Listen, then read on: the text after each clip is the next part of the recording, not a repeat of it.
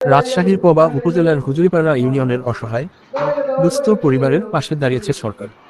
দুর্যোগ ব্যবস্থাপনা ও ত্রাণ মন্ত্রণালয়ের অতিনজিয়ার বা সাধারণ সাহায্য প্রকল্পের আওতায় বিতরণ করা হয়েছে চাল। আজ ৭ই জুলাই সংশ্লিষ্ট কর্মকর্তাদের উপস্থিতিতে মোট ১,৪০০ কেজি চাল সুষ্ঠুভাবে বিতরণ করা হয়। ইউনিয়ন পরিষদ কার্যালয়ে সূত্রে জানা গেছে, সাম্প্রতিক দুর্যোগ পরিস্থিতি বিবেচনা করে এবং এলাকার অসচ্ছল পরিবারগুলোর খাদ্য নিরাপত্তা নিশ্চিত করার লক্ষ্যেই সরকারের এই মানবিক সহায়তা কর্মসূচির আয়োজন। স্থানীয় জনপ্রতিনিধিদের সহযোগিতায় নিখুঁতভাবে প্রস্তুতকৃত তালিকা অনুযায়ী প্রকৃত সুবিধাভোগীদের হাতেই তুলে দেওয়া হয়েছে এই খাদ্য সহায়তা। চাল বিতরণকালে হুজুরিপাড়া ইউনিয়ন পরিষদের চেয়ারম্যান মোহাম্মদ শহীদুল ইসলাম বলেন, সরকারের এই দুর্যোগ ব্যবস্থাপনা উদ্যোগ গ্রামীণ জনপদের দরিদ্র মানুষের কষ্ট লাঘবে বড় ভূমিকা রাখছে।